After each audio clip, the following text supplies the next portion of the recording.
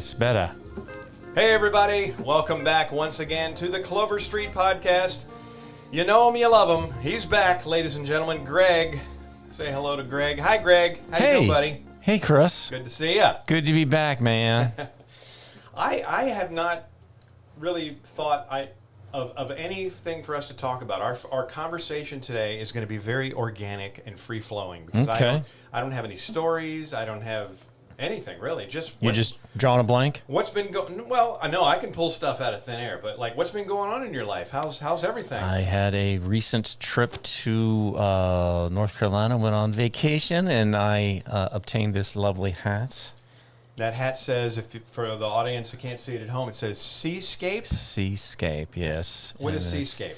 It's there's a timeshare. My folks have had that there since like the early to mid 80s, and there's a golf course on the property, and so me and my family go down there and able to play some golf. And Thursday we played Thursday, Friday, and Saturday of the week.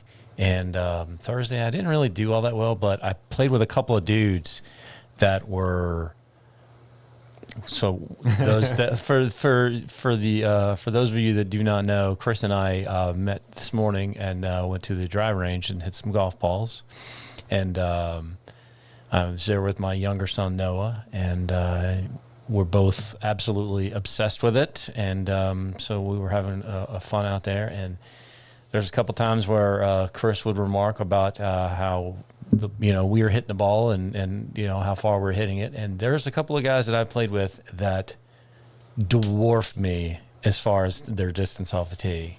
Like, there are certain positions that you can play. We normally play just the novice, just the white tees. Red is the ladies' tees, and then you go further back, and they've got different colors. And they're playing from the black tees, which some people refer to as the tips, which is the championship length of the. So wherever I'm at for the hole, let's say it's a 500-yard hole for me, they're hitting back where it's like 550 yards. And they're still hitting the ball past mine, if not, with the little advantage that I have. Like, we're hitting roughly the same. So they are absolutely bombing it out there. And we got early into the festivities. I think we're on like the second or third hole, and we just started getting really comfortable with one another. Of course, Noah just doesn't say shit, so he's just being his normal self. And how old is he? He just turned 16. Oh, that can be a awkward age for teenagers. That's just him. Yeah. He's just always been quiet. Last night we had like a little family game night where we're just doing one of those awkward family photos. I believe is one that we played. I can't think of the other one. And then we've played like Cards Against Humanity, and he'll come in with a good joke. And it's what makes it funnier is whenever he says the line, depending on the card, and he just Cards Against Humanity's got to be different playing with your family as opposed to playing with your drunk buddies. Yeah, because see. We don't really concern ourselves with. There's not really things that are taboo. I tell that's just the way that my wife and I raise the boys. Is that life is going to punch you in the face and kick you in the balls repeatedly. Who gives a shit what kind of language you use? Yeah. I have never, to this day, I've never cursed in front of my parents, or I don't think really anybody in my family. Mm-hmm. I have a block. I have a mental block. I can't do it. I don't know why. I don't think they would be that upset, especially now. They really probably wouldn't care at all. It's just what you're comfortable with. Yeah. Right. I cannot. I may have said damn in hell, but, that's... Damn hell ass, maybe bitch. Fart knocker. Bunghole. But, I can't do it. I remember the first time I cursed in front of, I was going to play golf. It was me, my dad, and a friend of his, and I'm in the back seat, and I tell this joke. How old are you? Early 20s, maybe. Oh, wow! You waited until your early 20s to curse? No. I said, because the punchline has the word motherfucker in it. Oh, okay. And I could just hear my dad's friend and was just, yeah. Oh my goodness. The joke goes. Let's hear the joke. This woman goes into her doctor's office and said, "Doc, you've been giving me the wrong hormone pills." Really? What makes you say that?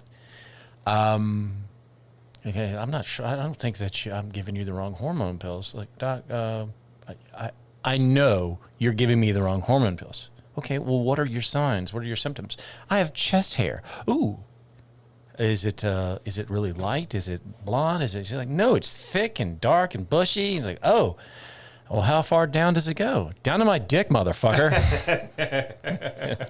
Yeah. Yeah, so it's... So was your dad the one hooing and hawing, or was his friend? His friend was the one that was just the uptight, stuffy. And your dad probably just laughed. No, he just...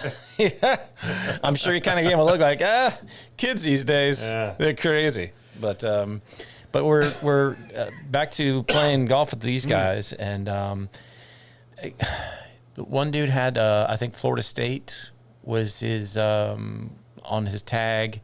I think he went to school at Florida State. He's his Seminole. Alma mater. Yeah, Alma yes, mater. that's right. Alma mater. Alma mater. And so it was a father and a son. The son was jacked. He was not as tall as me, but he was just a beefy son of a bitch. And he was just murdering the ball. And I was like, how do you come to terms with your kid just blowing it by? He goes, oh, that's fine. He still doesn't beat me on the scorecard. And I go, still talking shit. I like it. Because there's distance and there's accuracy. Yeah. So there's times where he was long and straight, but then a couple of times he'd have something that would spray, he might lose it to the right or whatever. But his dad just had this perfect little dig where he would fuck with his son, and he would say, that's pretty good for you. For you. That's pretty good for... I love that little... Just the subtext of yeah. That wasn't a great shot, but that was good for you. That was good for you. But I saw his Florida State tag, and I go, oh, so are you a Burt fan? So were you there whenever Burt was there? He thought I meant Burt Reynolds. I'm talking about Burt Kreischer. Yeah. So because that's what I thought he's a similar age as me. He may be 5-10 years older than me. The son, the dad. The dad. Yeah. Okay. The son was probably like mid to late 20s, right? Reference, yeah. He's like, oh, are you fucking Burt Reynolds? What the fuck are you? How old do you think I am? I was like, no, Burt Kreischer. Does he even know who Burt Kreischer is? The Machine. And then I was like, dude, the movie Van Wilder was about him. Yeah. Yeah, it was. And he was, and did he know? And then he starts asking about comedy and everything like that. And I sent him my YouTube clip of me doing stand up, the one that you added to one of our episodes. Yep. And it was the edited one. I think I sent him just the full clip where I've got my peak where I hit a certain punchline, and that's to me where everything after that I'm just self-critical. So at that point I was just like, it kind of tapered off. I should have just stopped it right there. Good night, everybody. Yeah. Probably would have been maybe a minute, but everybody always says. So did he know Burt Kreischer in Florida? So yeah, he didn't know him there, but he just I was kind of introduced him like he's a fellow alum. Yeah. And he's one of the most famous and he's currently. Yeah, he's blowing up. Yeah. He just got the Just for Laughs in Montreal Comedy Festival. He got Comedian of the Year. Okay. So he's getting all the flowers that he sought after for so long. I'm a little concerned about his health.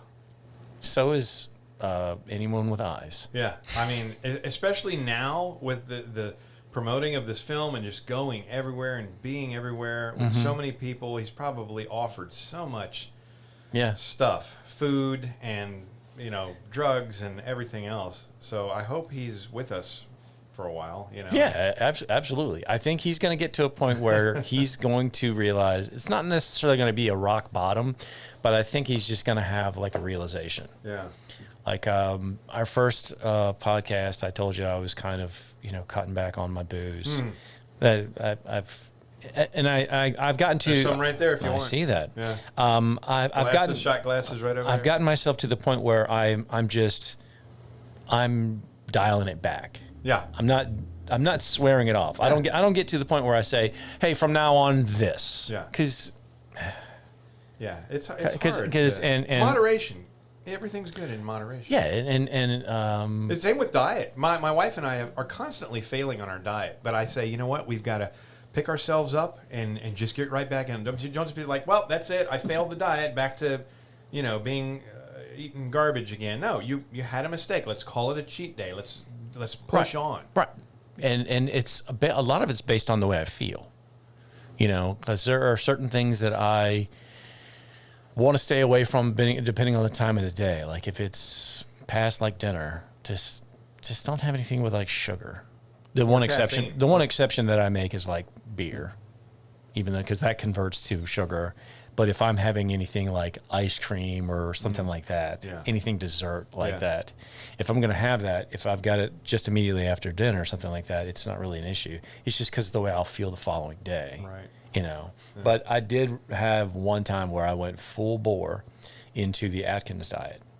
I did that, I think, for a weekend. How'd that? Just a weekend? Crashed. I crashed because you're constantly hungry. I was constantly hungry, right? You don't really have to count calories with that, do you? It's just more about eating protein. All I was eating was just like meat and cheese, and then you can have like other stuff. Doesn't satiate you as much as carbs. So there's certain things that are just kind of stick with you, right? And by the end of it, I think it was like Sunday night, I was taking like an entire thing of like pre-made cookie dough and just slicing it up, throwing it on a cookie sheet. And Greg, you only lasted a weekend. I was eating that thing like a fucking wood chipper, son. And so now it's just a matter of knowing what things affect me adversely. It's like, I'm just gonna. Well, as you get older, you get to know your body better. Yeah, like if I'm eating pasta, I'm gonna stay away from like Alfredo. So, like if we happen to go to Olive Garden or something like that, and it's like, I don't want to have anything with a cream sauce. I'm gonna have anything with possibly a red sauce or something like that. It's just, I just know the way my body's gonna react to it. The diet that me and my wife sort of fall on and off and kind of stick with when we are being disciplined and doing what we're supposed to do is, I sort of call it, because it goes by many names, it's the paleo primal keto diet. Some people call, I'm on the keto diet, and they sort of all go hand in hand. They're so incredibly similar. So matter of fact, tomorrow we're jumping back on. And I said the only carbs that I'm going to buy, everything is just going to be meat and vegetables, and the only carbs I'm going to buy is we buy this Dave's Killer Bread. Are you familiar with that? I've heard of it. Oh, it's so good. We're going to keep that for sandwiches. I'm not going to give up sandwiches. Yeah. Awesome. And then and potatoes. Yeah. But what we're going to lessen them. We're going to split a baked potato. We're not going to ever eat a whole baked potato ourselves. We'll split it, and we're not going to have a baked potato every night. Like we're going to try to have 3 things on our plate: a meat and like maybe 2 vegetables. It doesn't always have to be a carb. Yeah. And we're limited now that we're just on potatoes. We can do sweet potatoes and regular potatoes and Dave's Killer Bread, and that's it. My wife is obsessed, is addicted to tortilla chips, and not Doritos, which I think is insane. I'm not a huge fan of tortilla chips. Whenever she buys them, she never has to worry about me eating them because I'm not a huge fan of I don't know. She gets these dips, and I like Doritos, though. Thank God she's not buying Doritos and bringing them into the house because I would rape and murder them. But so what she did today, she married all of her different bags of tortilla chips, and she put them in the one ginormous bag and said, get them out of here. I went out and I gave them all to the pigs. We have 3 pigs. Okay. Three little pigs. Nice. And they just loved it. So okay. Yeah. Are they plain and they just plain tortilla chips and then she'll just dip into whatever she'll put them in salsa or guac or what's that red stuff? I guess it's salsa and queso. She loves pico queso. de gallo. Yes, all that. See, I can have a plain salty chip. I can do that with Triscuits. I can do that with potato chips. Triscuits on the roof of your mouth? I'm not a fan of Triscuits. No, not Triscuits. It's Triscuits. Ugh. Yeah, it's basically like a shredded salty version of shredded wheat. Yes. Yeah, that one. Because what's the one that's like a wheat one? Wheat Thins? Yeah. I always think of, I don't know why, but I always think of Sandy Duncan. Do you remember her? Yes. I think she used to be the spokesperson for Wheat Thins. Yeah, she had the glass eye. She did have a glass. She's still alive. Is she? She's still alive. She still has the glass eye. I did not know that. We were watching just a couple of weeks ago. We just happened to catch on like Antenna TV or something, an old episode of The Hogan Family. The Hogan Family. And we were observing her and trying to figure out which eye was glass. And let me tell you, her eye guy is good. I mean, you could not tell. I got an eye guy. I'll give you his number. I'll give you his information. I mean, her eyes would move to the left. Both of them would move to the left. I don't know how you could not tell. And I think she was. So that's what inspired Chris Hemsworth to do it in Thor. Sandy Duncan? No. What? I'm kidding. Oh, I'm kidding. Okay, I'm completely kidding. Right. Yeah, the guys at Marvel Studios were. We need to really light a candle for Sandy Duncan and all she's done. He's going to be missing an eye. And then Sammy Davis Jr., but his was pretty obvious. No. You know, you could always tell which one was. I really didn't have that much exposure to, Sammy Davis Jr.? I mean, it was limited due to, just my age and stuff. So it's not. I used to like to watch the Rat Pack, all the Rat Pack stuff. And so they'd always be, him and Dean Martin always be cracking jokes. And Sammy would often be the butt of the jokes. Of course. Because he's like the. Yeah. Well, yeah, and dodge that bullet. but Sandy Duncan, how do we get to talk? The biscuits, the Triscuits. crackers we eat. Yeah. And the thing is, I try not to buy this junk food, and I give my wife a hard time because I'm in charge of grocery shopping, but she'll sneak out and buy bags of tortillas and things she shouldn't. Yeah.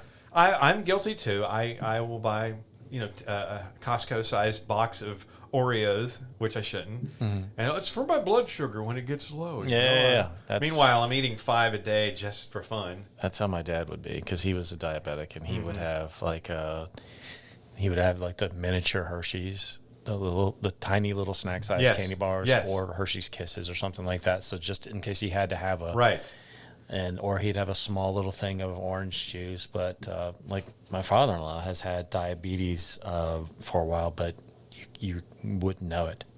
I don't think he does insulin. Okay. I don't think he has to. There's different levels, and he's probably managing it well. Because he just recently got a bunch of testing done, and his doctor was confused. He's like, "How are all your numbers so low?" That's good. Because he was the one that kind of got us into pickleball, because they're retired now. Both my in-laws are retired, so now they're into pickleball, and so it's like, okay, we'll hang out with you and do that, and we'll go up to a place where they like to go and play, but I guess he had a recent fall, and no one's off limits. So it's like there's an old Billy Gardell bit where he talks about coming up from a blue collar family. If you're up, you're in the game. Everybody gets a fair. Everyone gets. You're gonna break somebody's balls. Everybody. So if you're the one that says or does something stupid, you're gonna get some. Okay. And so he fell or something like that, and people are sort of making jokes like, is he gonna have to wear a helmet now? Is he gonna have to wear shoulder pads and knee pads and everything like that? So everybody gets the business. Do you follow that guy on Instagram, the dude with a sign?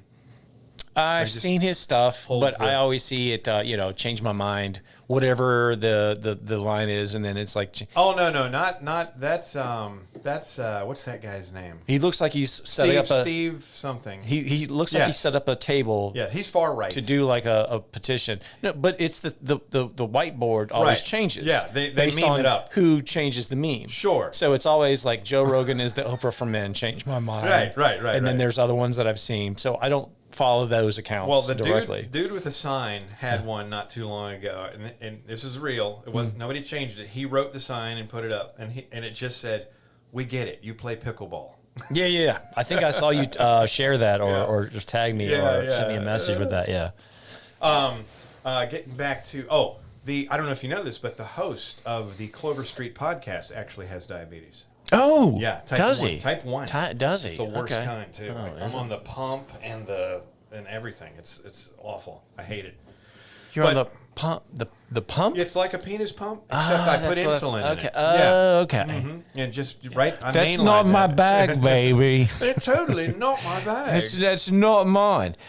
We've got this copy of this book that says penis pumps. These totally are my bag, baby. That's such a great. That's going to be rediscovered by the youth of today, and they're going to fall in love with it, and they're going to be dressing like him. There's several things that I've asked Ryan, my oldest son, about. Like, have you watched this movie? And he goes, no. And it's just a movie that's just... Doesn't it break your heart a little bit? Completely just chock full of great bits and one-liners and stuff. And you just go, you have to do that research just to exist. Yeah. Please, for the love of shit. But getting back to the chips, my wife, she likes these tortilla chips, which I'm not that big of a fan of. She never has to worry about me eating them. But one thing I love is russet potato chips. Mm-hmm. The extra dark, crunchy kettle chips. Oh, yeah, you can chip a tooth. Yeah, hell yeah, those are the shit. I love those, and I love Doritos. And what else do I like? Old Bay chips. Yeah. You don't like Old Bay? I stop. You lose me as soon as you start putting a bunch of flavor dusting on shit. Did you know that they sell olive juice? You can just buy a jar of olive juice. Did you know that? No. I guess for people who make a lot of martinis or whatever, and maybe they run out, because you run out, you might not. And they also sell. So if you want a dirty martini, you could just make that noise too. They also sell pickle juice, which some people, that's like the trending thing now, to make pickle juice martinis. I've seen people do pickle shots. Pickle shots. Yeah. But one bright idea that I've had is I think that what people should do, I'm going to try it, is if you buy a jar of pickle juice, or you just buy a giant jar of pickles, and after you eat all the pickles, do not pour that juice down the sink. Do not throw that juice away. Go out and buy yourself some cucumbers, cut them, throw them in the jar. Guess what? You wait a week, you got homemade pickles. Ta-da. How brilliant is that? It's beautiful. How brilliant is that? You don't have to invest time in making the brine. Yeah. Right? But I've seen people that have made, that's something that I actually do want to do, is make my own. I have an amazing recipe from, I used to work at County Grill, and doing prep during the day. Right. And I got a peek at their pickle recipe. And it's amazing. Oh, fantastic. And I have it, and I can make them at home. Oh, fantastic. So I will be doing that. You need to post that to the dude that does all the fast food secrets. You ever seen that guy? He holds the camera, and he's just like, come here. And then he zooms in. I don't know. Smooth, black-eyed, and he just talks at it. He's like, have you ever heard about this? And then, because he might do a stitch where somebody, he lets somebody else's content begin, and then he jumps in, and then he goes, come, and then he zooms in the camera, and then he gives so many secrets. Yeah. How to order stuff off of a secret menu. Yes. How to make this. Yes. The Chick-fil-A dip, whatever their sauce is. Szechuan? Or is that no, like Polynesian. Polynesian, yes. So there's several things that he's posted, and people are going, so yeah, this dude's got all kinds of followers on both TikTok and Instagram. But back to whenever I was playing with the two on your vacation, the father and the son, Ray. The Florida alma mater. Ray was the dad, and the son's name was Jake. And I was driving my wife crazy because we got along like we've known each other for a long time. You and the father. Yeah, no, all of us. Oh, okay. Because you've seen Noah whenever he hits the ball, and I was telling you that there's a couple of shots that he's just fearless. Like, this is an advanced kind of a shot to hit, right? And he'll do that, and the guys were sitting there talking shit to me, like, for him. They're like, oh, shit, I'm coming for you, Dad. I'm coming for you. And then if I hit a good shot, they're like, not yet, young man. You're not taking this crown off of Dad yet. And it was some really good. It's like having a running commentary. Yeah, it was just a good back and forth. And then we, if they were quoting a movie line, right? And they did the Dumb and Dumber whenever they stopped the Hawaiian Tropic bus full of girls. And then they just said the line. But I did it with a little bit more effect on it. I'm sorry, my friend, he's a little slow. The town is that way. And they were just cackling. Yeah. And I sent him, again, my YouTube and clip, and they're watching. We pull up to the green for this one par 3, and we're on this par 4. And I pull up, and they're sitting in the cart, and I can hear them laughing at my clip. And that's gotta make. And then at the end of the round, I mean, we're just, and I was like, dude, I don't normally do this, but I'm playing again tomorrow at this time, and I'm playing on Saturday at this time. So, you know, the son, Jake, had to head back home, and you know, the dad, and he's like, let's see, maybe it can be me and my wife can come out here. And I was like, dude, yeah, because sometimes you get paired with people, and yeah, you wouldn't want to be paired with me. Yeah, but it just depends on who you are socially. Yeah. Can you? I don't have to. You know, we don't have to talk about things we all agree upon. But are you just someone who is just enjoyable to be around whenever you're on the golf course? Yeah. And we had a blast. And I didn't really do all that well. I only beat Noah by like 4 shots. I shot a 93. He shot a 97. The following day, I got paired with a father and a daughter. I had 3 birdies. And Noah did a lot better. I think I shot an 83. He shot a 93. And then the following day, I had 4 birdies. And the fucking rain started just coming. There was a nasty thunderstorm surrounding the property. And it was a big old boom. And my wife immediately texted me, are you guys, you know, in danger of being hit by this? And I go, no, I think it's all surrounding us.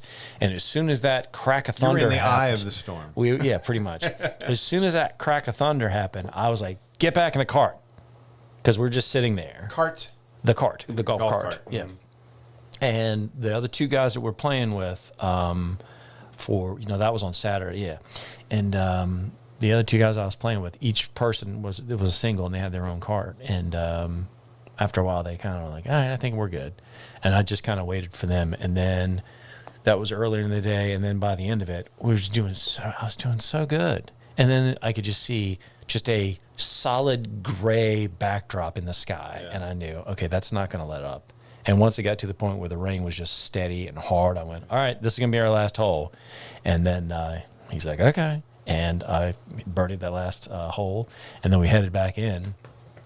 And I was like, I don't know what I would have shot. I'm just, you know, it was kind of those what ifs. No, sure. Because I made because sometimes whenever, you know, on the driving range, as you have seen, there's times where everything is going exactly. And then occasionally you'll hit one that goes, the golf course is not the same way.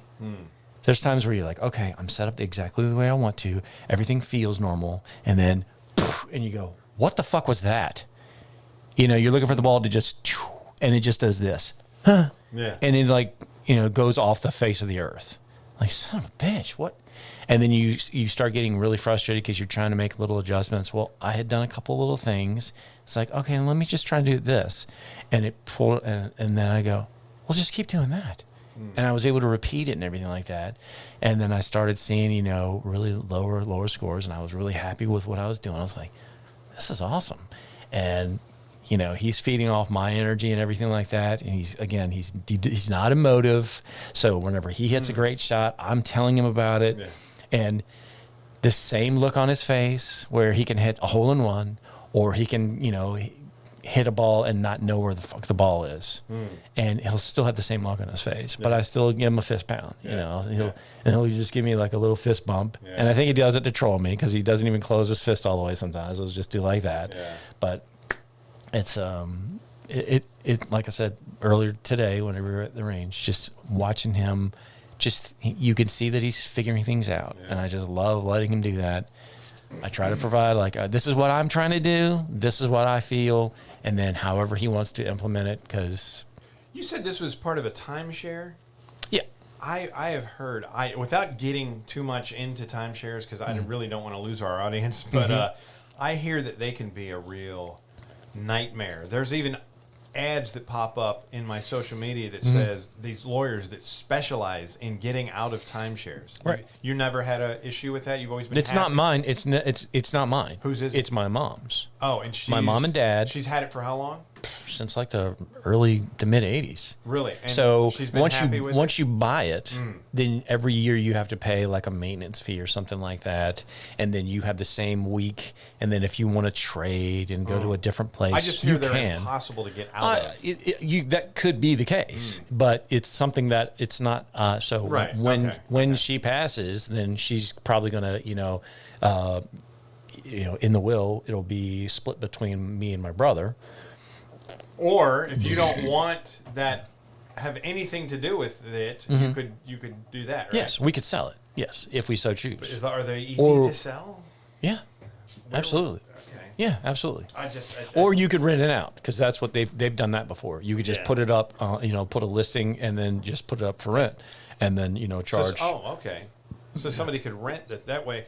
So if I wanted to be, Because we did that one year. Because every single year, they get the same week every single year. I think it's like week 28. All right, and that falls differently on the calendar because a lot of times when we're there is the same week that the professional guys are playing over in England, the Open Championship. right. Some people call it the British Open. So we would get done, and then you're just chilling in the, laying on the couch in the condo, in the unit, whatever you want to call it, and you're just watching golf all day long. And they just kept re-airing it until like 7 in the evening and shit. Yeah. So that's what we would end up doing. But this week it was like 1 week ahead.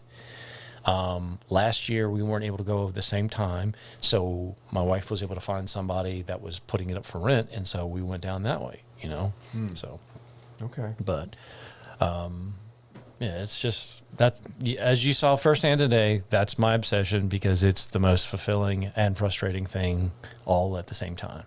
Yeah, when you're laying in bed at night and you finally put your phone down, if you do that, right, and then those thoughts that are in your head that you're trying to just unwind from your day, and you think about things.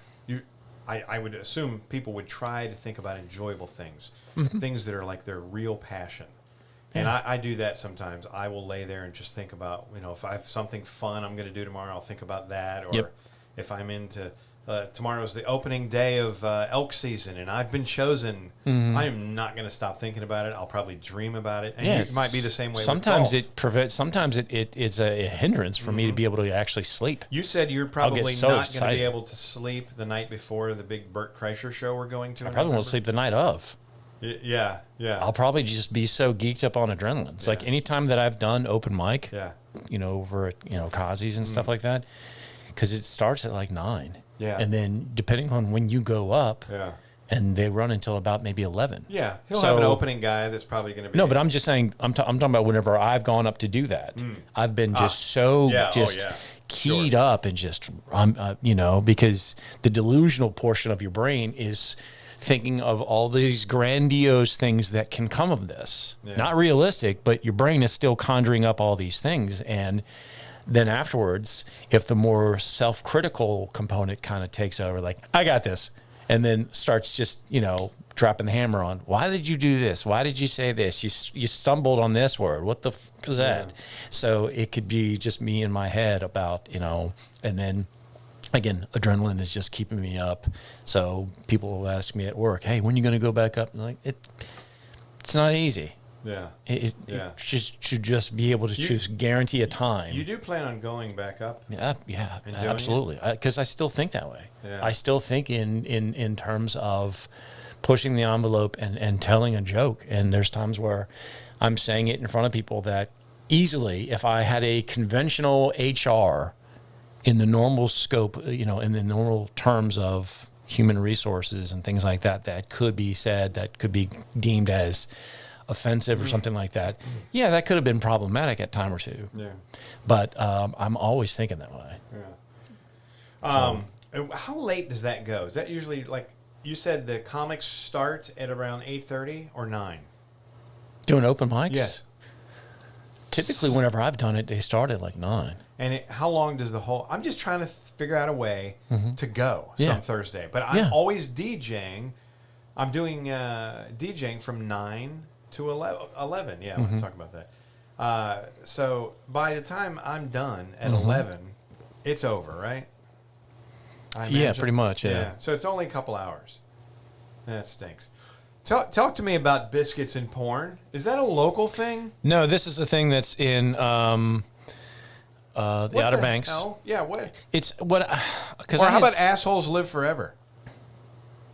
No, You don't. that doesn't ring a bell. That I see people with shirts on that say biscuits and porn, and people where I work, where I DJ, assholes live forever. Yeah. It usually says something crude on the front, like, "Yeah, I did your mom last night," and then on the back it says "assholes live forever." Oh, what is this brand? I would love That to, I don't know. But tell me about biscuits and porn. Biscuits and Porn is actually a place that is. Do they sell biscuits and porn? Yes. And it's actually inside of a gas station. What's the name of the gas station? It's basically like a Exxon or something like that. Oh, they're built into existing gas stations. Yeah, it's like a that someone just took over like whatever the gas station was, Amoco, whatever it is. I guess the laws in Carolina are more lenient. They've really cracked down on the adult stuff in Virginia. They used to have a lot more adult video stores around here. I used to work at all of them. Yeah. but how do you get porn at a gas station? Are they DVDs? I didn't look because we didn't have any interest in anything other than there. And Just they do the actually. merch. That's Lots all I of cared merch. about was the merch. Okay. Ryan bought a T-shirt, like a long sleeve white T-shirt. And is that all it says on it? Is biscuits and porn? That's all it says. Okay. Yeah, and I grabbed the koozie, and then that's all I I don't had. understand the correlation between what is it? Just the absurdity? For me, that's the thing. It's the juxtaposition of like. So you've got biscuits and you've got porn? Yeah, that's right. All right. What's the problem? I don't know. If I'm thinking of biscuits, desirable biscuits, Right. that Grandma made on a Sunday morning for the entire family. Nice and flaky and buttery and pillowy and stuff. Right. And then the world, the deep, And then dark, there's just a depraved world different of porn. source. There's just a different source of stickiness located different place in the store. But that's on a sign as you're walking into the door. Someone has like a little piece of paper and it says, "Yes, we do have porn." And that's fine. I'm not there. Yeah. I'm not there. Hey, son, let's go and have a father-son bonding moment. No, I had no interest in that. I didn't want to eat there either. I just wanted some gear. There is still a video store that I know of. Shout out to Video XX Extra in Newport News that still has adult videos. I guess I haven't been in there in forever. I think they might have leaned more towards toys now, vibrators and stuff. Because did you know that YouPorn is now illegal in Virginia? Not YouPorn, Pornhub. Yeah, there's certain things that you have to like register or something like that. It's just that's devastating. I didn't think it was hyperventilation worthy, but it's a chipping away at our free speech. they're taking away our goddamn liberties. I'm very upset about it. Do what you want to do. I mean, obviously there's other porn sites that you can go to, but they were the king. Yeah. It's just, it's so frustrating. And how can they do that? They can just go into a state and just make it so you can't even access on your, unless you have one of those. There's certain states that have banned like TikTok. Yeah? Yeah. In America, huh? Yeah, I want to say like Montana or something. They've talking about doing that. So what if you already have the app on your phone? I want to say that if you are accessing that site in that state, I don't know how they're able to... They suspend it? They shut it down somehow? I want to say that just accessing that in that state is, I don't know how they would go about doing it. Huh. And I don't want to be somewhere where you're letting somebody. Oh, that's so frustrating. Yeah. There's certain things that I don't want you to render whatever your view on something. You get to just have an authoritarian verdict on the outcome and usage of certain. I don't know. Don't do it. That's why you remember the blue law? You've lived here your whole life. Do you remember the blue? Was it like something on Sundays you couldn't? Like when I was in middle school, nothing was open on Sundays. Nothing, because the blue law, which is Jesus.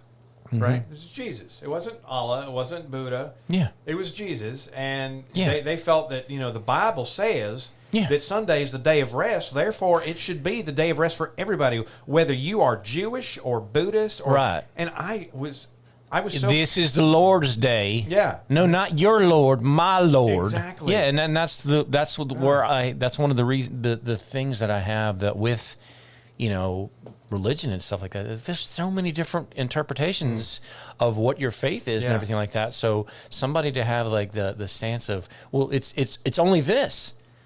Well, the remnants of the blue law still exist today in the fact that everything on Sunday closes early. Or opens late, closes early. The mall opens an hour or two later. The mall. They close. Who goes to the mall? I love the mall. Who goes to the mall? I love the mall. I want some recirculated air in poor lighting. I'm sorry, That's I'm an what I 80s want. kid, and I love the mall. Ugh. And you know what's funny is most of the malls around here are in a slow decline. Some of them, like Newmarket. You remember Newmarket North Mall? Yeah. You could just watch it get. You could watch it die. Because I worked there at Did you? Chick-fil-A. Did you? Yes. And then I think Chesapeake Square Mall Square. is starting to age less and less.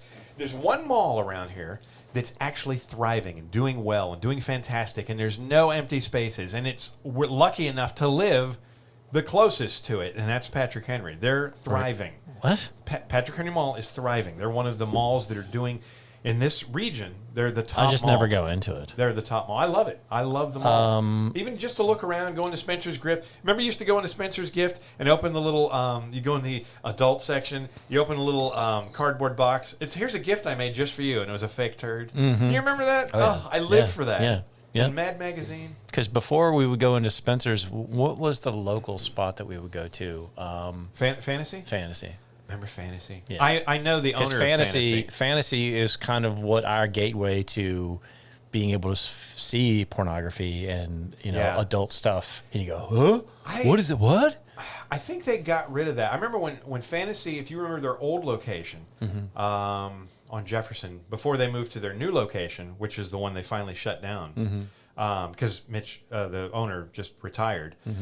Their old location, though, I remember they had a back room that you had to ask to go into, and you might have had to show ID, and they probably had real dildos in there. I don't remember, but they had fake, like strap-on gag wieners. They weren't. I don't mean that they gagged your throat. I was gonna say. I mean that they were joke wieners. Novelty. Novelty. Hey. Yeah, that's the word I was looking for. They had novelty wieners. And I always thought that was such a riot. Didn't mean that double entendre there. Just gag. Excuse me. I think they got rid of that when they moved to their new location, and they specialized in CDs, tons of CDs. It was a neat store. If you haven't experienced Fantasy, their tagline was Fantasy, from the unique to the bizarre. And if you were into Wiccanism or so many things that shamanism, pewter, tons of pewter stuff, tons of the weirdest knives tons and of crosses, bongs. Yeah. You could never say, "Can I see your bongs?" Though.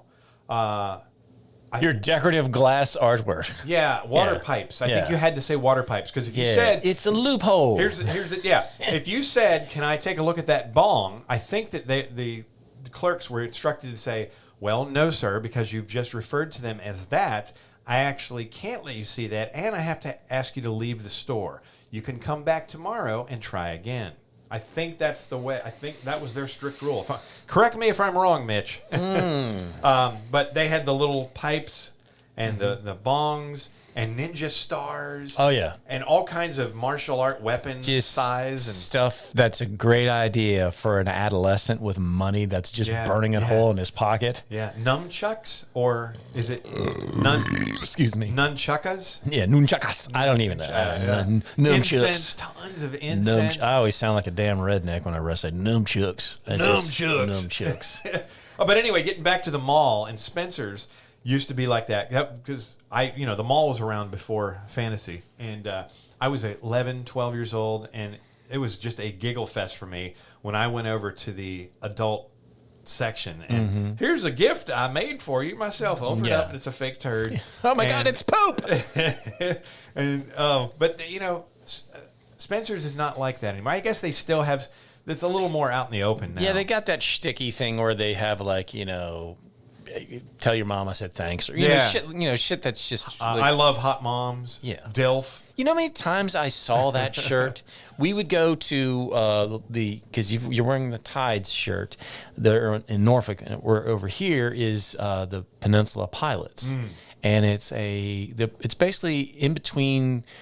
It's a bunch of college students that are ball players at different colleges and universities.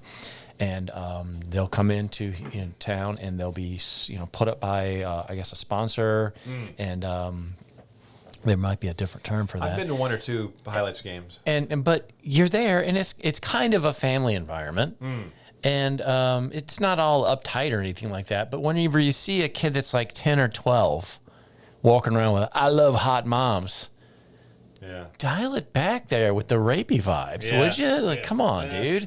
And he's just there with his father giving him all his best Me Too tips. Like, dude, you can't teach your kid how to be subtle. No, I like the blunt shit, throw it in his fucking face. I enjoy Norfolk Tides games so much more than Peninsula Pilots games. I don't know why. I understand the nostalgia of the Peninsula Pilots. They have the old-timey wooden bleachers. Yeah. And it's way more primitive than the Norfolk Tides. Norfolk Tides is almost like going to a Major League Baseball. It's a AAA affiliate for the Orioles? Yes, Baltimore Orioles. I believe it is the Orioles. It used to be New York Mets. Yeah. Darryl Strawberry used to play for the Norfolk Tides. Doc Gooden, too. Tidewater Tides. Yeah. Yeah. I'm trying to think of who else. Gary Carter. Yeah. There's several players that have gone through here. My wife and I love going to Tides games, and and it's not like I'm glued to the game. Just the ambiance, the listening to the crazy people yell in the stands, and I always bring my glove with me, hoping that I did catch a ball one time. It was a bouncing catch, but it was still a catch. And then I will give you a piece of advice: if you ever go to a Norfolk Tides games, they have throwback nights where hot dogs are like a dime. Drinks are like a nickel, whatever. It's crazy good prices. You heard of this? It sounds familiar. I will tell you, it's the bad part of going on nights like that is if you decide you want to get your family some hot dogs and drinks and stuff, prepare to be in the line anywhere from 60 to 90 minutes. Yes. So, if you want to get to the park super early, maybe get all that done before, but you're going to miss a huge chunk of the game waiting in line for that. Yeah. And, for some reason at these minor league baseball games, like the Tides, all across the country, they have the people from The Office, the cast from The Office, are frequent visitors. They have bobblehead night, they have fireworks night, they have The Office night. And usually, Norfolk Tides will feature one person from The Office. Like, I think, what's his name may have been there this year already. The guy who plays Stanley from The Office. Do you know? I didn't watch The Office. Oh. Well, so, anyway. Unless it's like Dwight Schrute or whoever. He's pretty big. I don't know. It's probably hard to get him. And I've seen him where they got somehow managed. They must have a buttload of money. Have gotten the entire cast out there, including Steve Carell. Yeah, which is. So I know they do like Comic-Cons and stuff like that. Yes, they do. Yeah. The guy I really like the guy who plays Dwight in real life, Rainn Wilson. He's great. I watch some of his. He's on Instagram and all that, and he is just really fun. He recently came out with this inspirational book, which is pretty cool, but. I was in talks a couple of years ago with Dave Koechner, the guy who plays on The Office. Whammy! Well, that's his character on Anchorman. Yeah. But he also is Michael Scott's obnoxious friend in The Office, and I can't remember his name right now. It escapes me from The Office, but he was there just yesterday. He was there. At Norfolk Tides, signing autographs and stuff. Did he just recently play Funny Bone? No. Huh. Yeah. Because I know that he will go on tour and do stand up. I was communicating with him through social media maybe like a year and a half, 2 years ago, when I was just, the idea of the Clover Street podcast was just blossoming, and I hadn't really started it up yet. Right.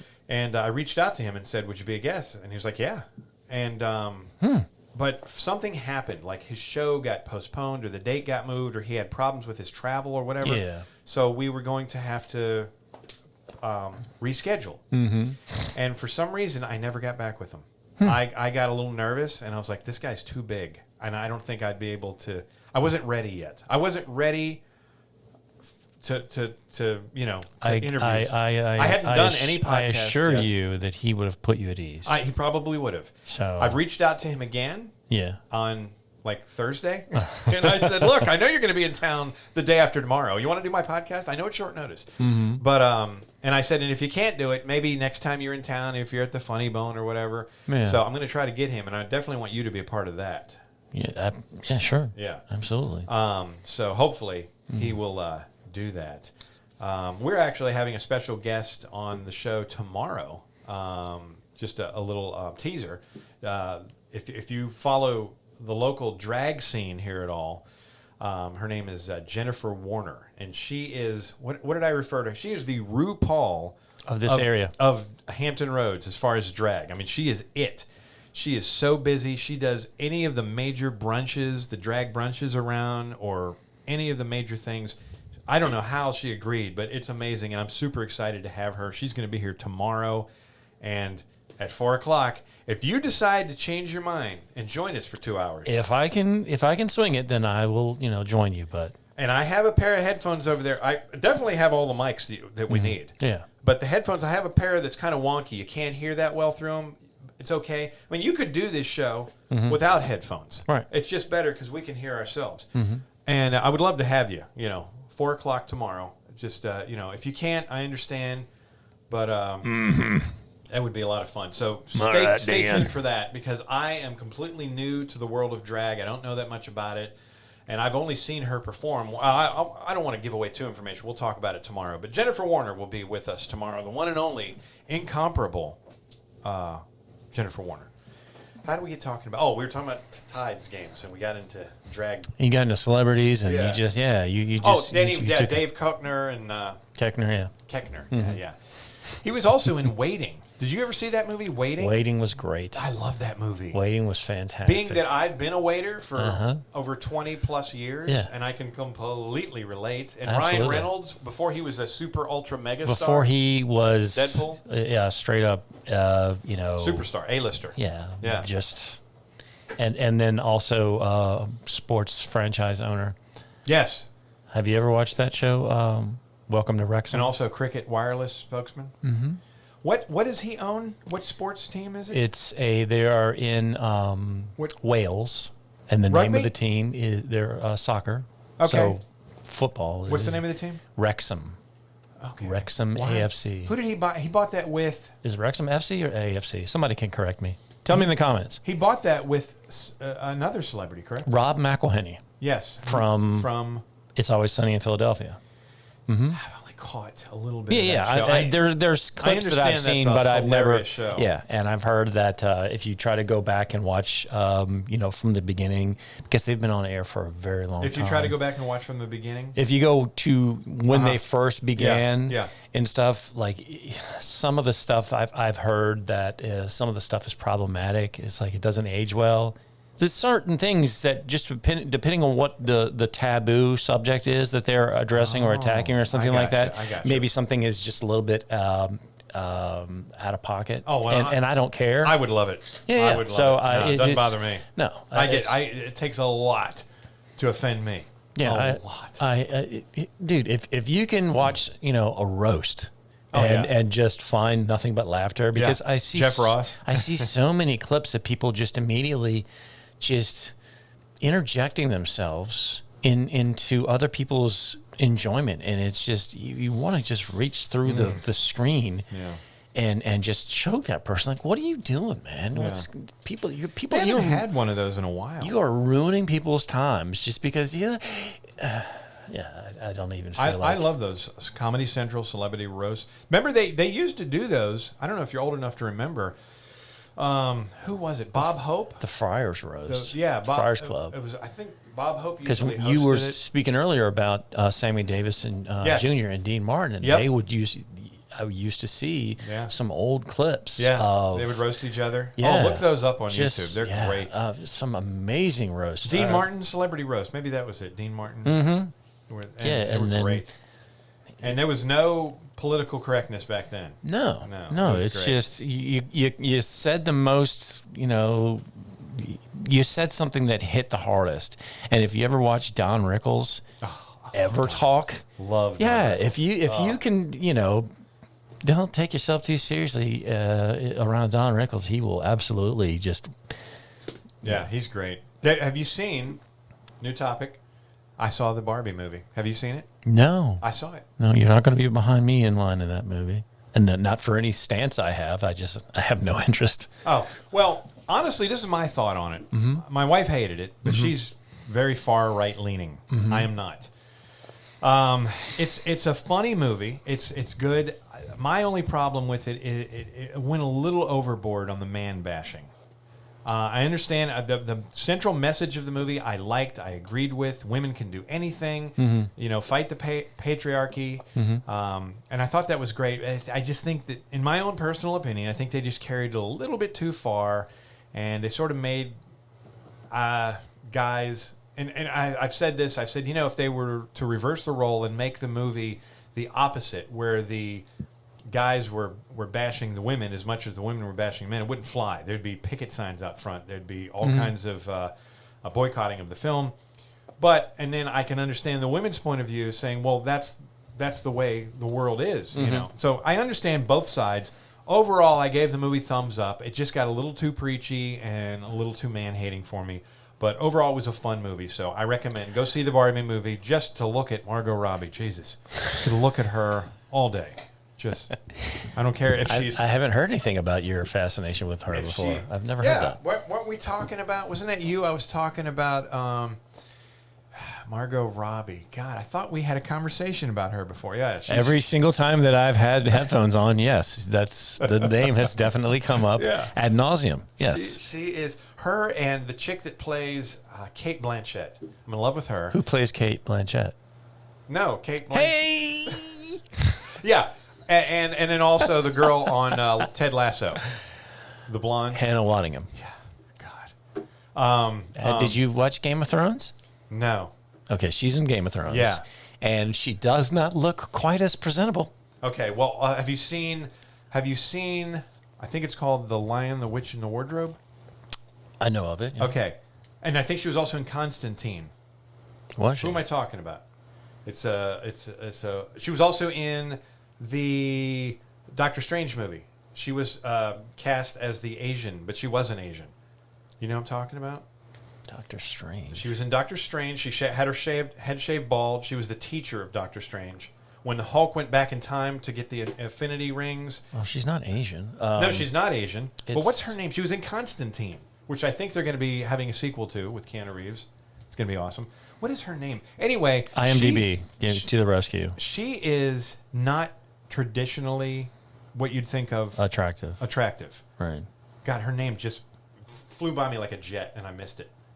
But anyway, I find her intriguing and strangely attractive. I don't know why. Especially in The Lion, the Witch, and the Wardrobe. What is her name? You got to let us know. I'm scrolling. Give me a moment. I'm gonna try to think of it before you find it. I can't think of it. Or you could. I mean, she was in Constantine, The Lion, the Witch, and the Wardrobe. What, you got it?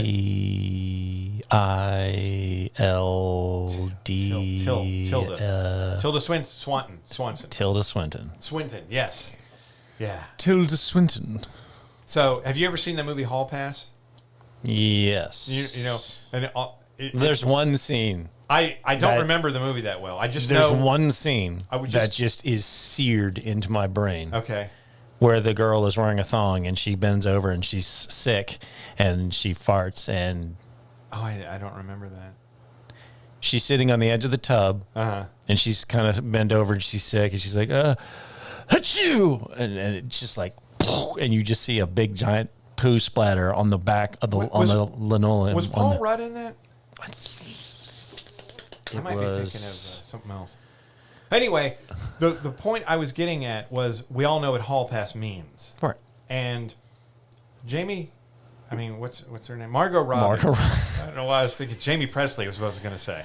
Okay. Margot Robbie is I think my wife would allow me to had mentioned have a previously hall pass the hall pass, yeah. Hannah Waddingham. Hannah Waddingham. And you don't have to say the ham. Kate Blanchett. Waddingham. Kate Blanchett is just so beautiful. Hannah so beautiful. Waddingham. Give me three. Give me three for your hall pass right now. You have to. You don't have a choice. Give me three. My wife, and my wife.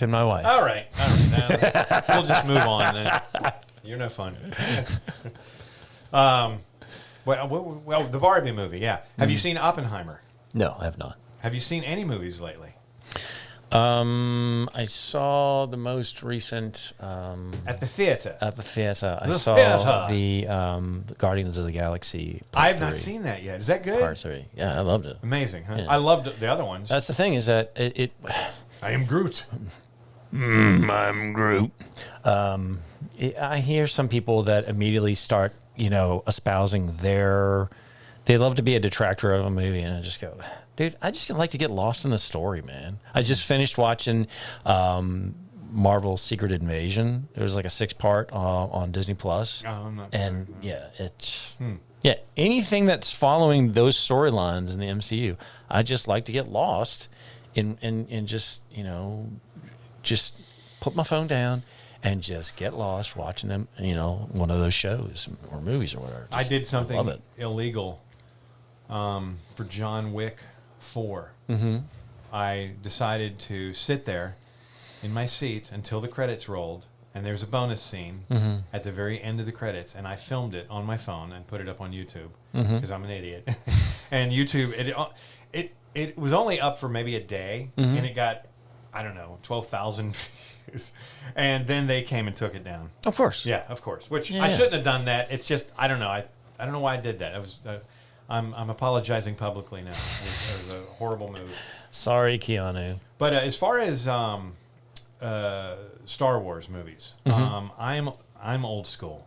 I thought I wasn't a huge fan of any of the prequels. The Phantom Menace, Attack of the Clones, and Revenge of the Jedi. Revenge of the Sith. Revenge of the Sith. It just wasn't. I guess it's just because I'm old school. I did like The Force Awakens. Kind of. I mean, I thought The Rise of Skywalker. Aside from the original Last Jedi. Yeah, I like The Force Awakens, the first one. Right. But aside from the original Star Wars, the 7th one. Yeah. This is my love of the Star Wars movie. Number one, well, I know I fall into the boat like everyone else. Empire Strikes Back, number one.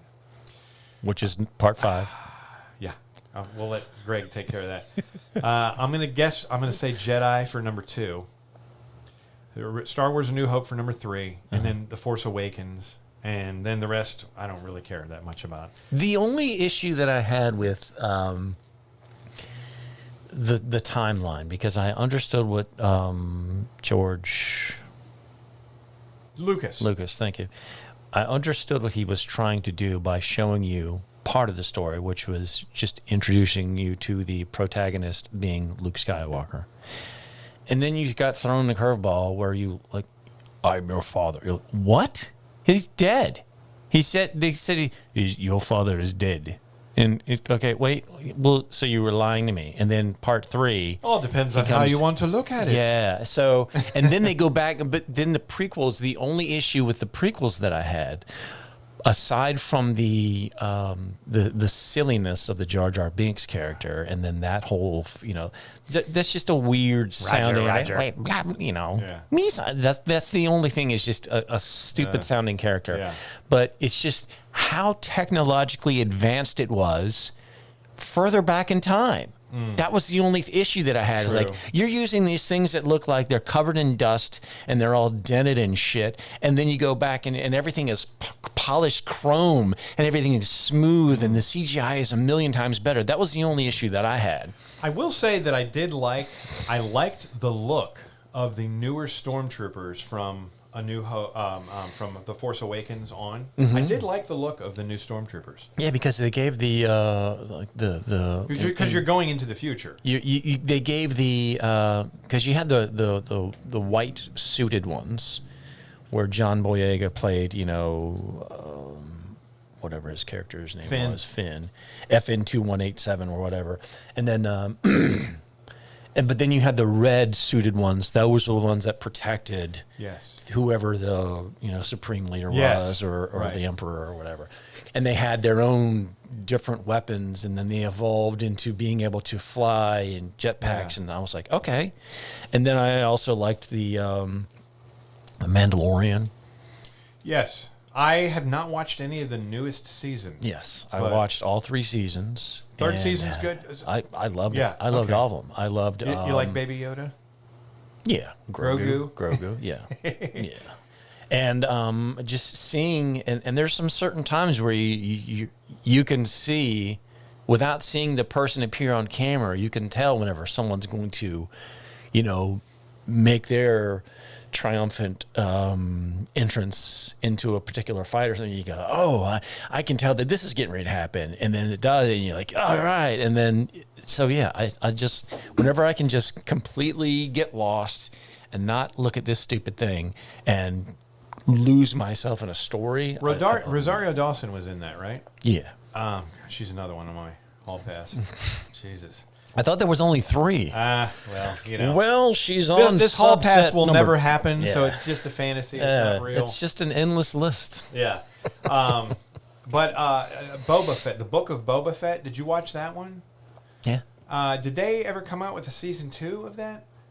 I don't believe that they did. Because I think but see, I don't think that there's going to be an ending to this Mandalorian stuff. I believe that they're going to continue. I think the way I remember the last episode I watched of the Book of Boba Fett, and I think it was the last episode of the first season, Danny Trejo shows up as the Rancor keeper.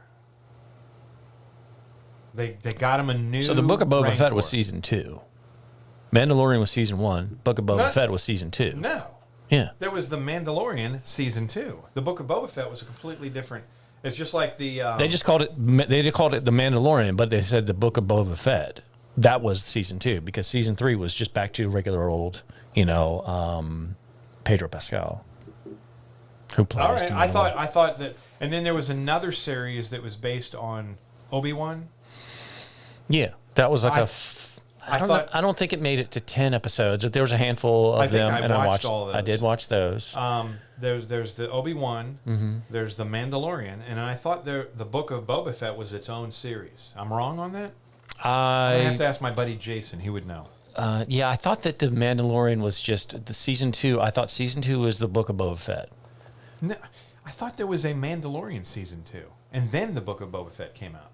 Am I wrong on that? I reckon I'm not sure. I don't know. All right, we're not hardcore Star Wars nerds enough to know this. Not enough.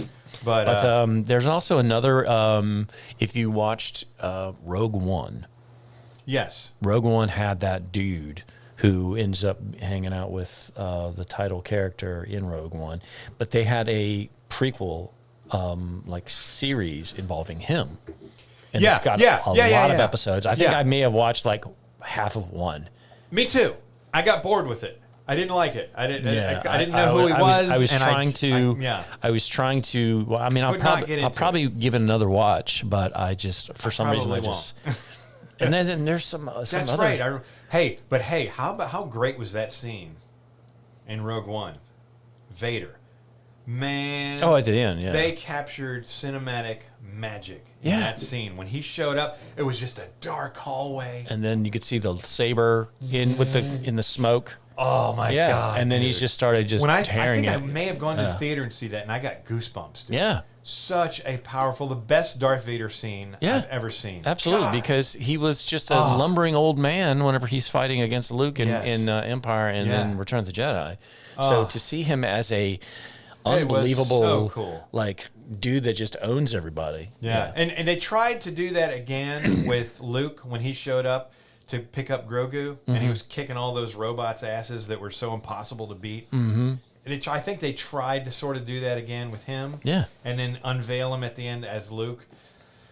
But they didn't capture the magic that they did in Rogue One. And then also, whenever you're going back in time with the CGI and with someone's facial stuff, like you could see that something's just off whenever they're doing the same thing with Leia. Matter of fact, there's a YouTube channel where they'll get CGI, bad CGI, and they'll tinker with it, and they make it even better. They did that with the Mandalorian when Luke came and he showed himself. They redid Luke, and he looked even better by these internet nerds. I mean, they were a special effects specialist in their field, but I think they could have done a better job with Luke's face. Yeah. You know, it was a bit of a. It's something about it's not really been, in my estimation, just absolutely perfected. You could tell. And they did Leia. Yeah, and they did General Tarkin or whatever, one of the generals.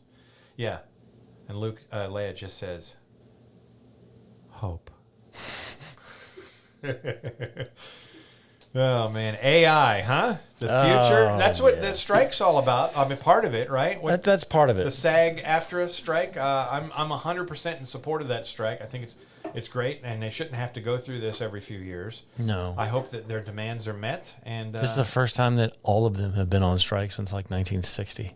Really? Yeah. It's a big one, huh? Yeah, and they're like, listen, you're making all this money, and some of these people are just, because what we see are the people on the red carpet. Right. You know, those are the people that have life-changing, generational wealth. And, I hear people all the time like, hey, people making too much money. Everybody's going to say something about somebody who's got that level of fame and that level of money. Whatever, dude. You're worth what someone's willing to pay you. Right. Exactly. I would love to have that opportunity. Yeah. I would love to be able to get that kind of money. And I don't know if I'd want that much notoriety, but that much money would, yes. Well, I hate to break it to you, buddy, but once this podcast really takes off. Once we get some advertisers. You're not going to be able to go to 7-Eleven anymore without. Once we get some advertisers, and then I'm going to have all my gear is going to be sponsored. Let me ask you something. I'm going to pose a completely theoretical question right now, and I'm going to answer it too. But I want to ask you first. If you could hand select 3 sponsors for this show, anybody you want, who would they be? Let's see. Hand select 3. Hand select 3 sponsors. I don't know. I'd have to have more time to think about that. Give me one then. I would probably pick like a golf sponsor. Yeah, I would like to have something golf related. I would like to have maybe a whiskey, maybe a certain whiskey that's got a large 4-legged animal with big old horns. I don't think they can see that. No, on the camera. they can't see it. It's right in my eyesight. But let's just say it rhymes with. I can see that there's a trace. Buffalo Grace. It rhymes with Buffalo Grace, and I absolutely love it. Buffalo base. Yeah. Brace. That's a great one. I agree with you on that one. I also would really like. This is not a podcast geared towards golfers, though. This is not a golf podcast. That's the thing is that we're still kind of figuring out what we're about. It's just a catch-all. Yeah. It's just talking about stuff. That's what I love about it. That's just talking about whatever. This is not a... That's what I love about it. Because some places are, we're just only talking about this. We're only talking about politics. We're only talking about religion. We're only talking about this. We're only talking about... Because I just want to talk about stuff that, whatever's happening makes me in laugh the world. or, give my thoughts. Yeah. But... Like, we're going to be having a drag queen on here tomorrow. We're going to be probably talking primarily about that. I would love to, for her to throw out some things that people are misconceiving about them. The hard right is, so unopposed of them, like they're strutting around naked in front of school children and stuff, and I know that's not true, and no. I want to hear her take on that. And then in a couple more weeks, we're going to have this. What is that? Did I bring that little flyer in? We're having some professional, semi-amateur wrestlers in here. Semi-amateur. Brew Entertainment. What's semi-amateur? Bar Entertainment Wrestling. brew. Semi-professional amateurs. Semi-professional. Wrestlers we're going to have in here. And I have a million questions about that. I've only been to wrestling maybe 2 or 3 times in my life, you know, and I have questions, you know. Really? I do, about wrestling in general. But, you know. Because that's another thing that I'm huge into. Well, you're welcome to come on. Yeah. But you will need a pair of headphones. Okay. Because actually by then I'll probably have 4 headphones. All right. But I'm going to have the wrestling dude is going to bring in, he's the one who runs it, and he's also going to bring in 1 or 2 wrestlers with him to also speak. Okay. So you might have to share a microphone or something. I have been watching wrestling since 1985. Okay. Because Chris and I, my brother, we grew up, Saturday morning was cartoons. Huh? Saturday morning was cartoons. Yeah. Okay. And then there was a certain time that, Right. So we would watch cartoons. And absolutely, man.